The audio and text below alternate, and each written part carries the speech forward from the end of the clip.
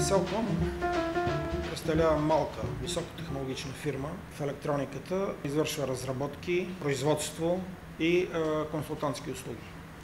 Фирмата е изцяло, така да се каже, производствено ориентирана, няма търговски звена. Предпочитаме за маркетинга и за пазара да работиме с партньори или пък респективно с клиенти, които са обърнали към нас за решаване на дадения проблем. Cellcom беше поканен за участие в проекта като една от фирмите, която да осигури място на постдокторанти по специалността, където те могат да усетят особеностите на истинската индустрия и доколко тя се различава от научната среда, в която са работили до момента. Георги Грозданов се казвам, от Техническия университет съм в София, специалност електроника, по-специално с електронни системи за контрол и управление. Казвам се Теодора Цанова, на 27, специалност компютърни системи и технологии. Втората част на програмата се състоеше от индивидуално обучение и в моя случай това беше стаж в Cellcom, където под ръководството на Любо Бончев трябваше да изработя един криптографски алгоритъм, като заедно с Георги Грозданов той изработи една част от алгоритъма – криптирането, а аз декриптирането.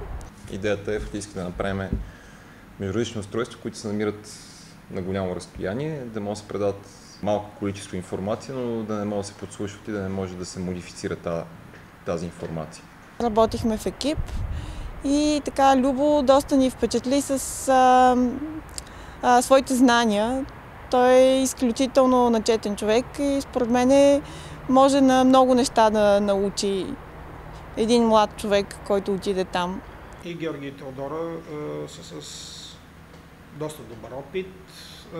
Задачката, която им предложих, я посрещнаха с интерес.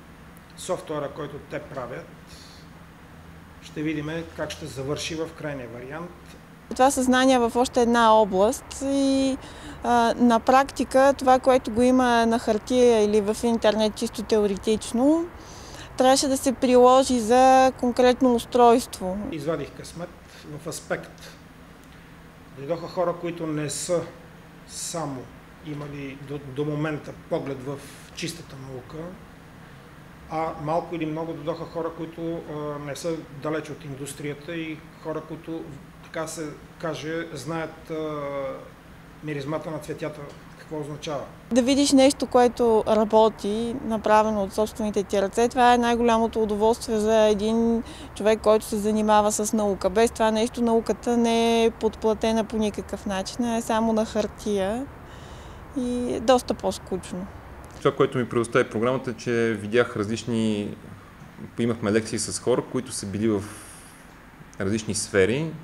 По принцип не са се занимавали с собствената си сфера, в която са завършили. Били си навънка, са видяли доста неща и оттам да си промениме малко психиката в тази насока. Не да чакаме, а да действаме реално погледнато, защото чакането нищо няма да доведе.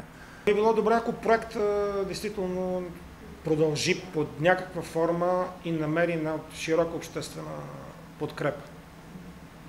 И то предимно от средите на, подчертавам, университетите и академията. Защото от средите на фирмите проекта ще има подкрепа със сигурност.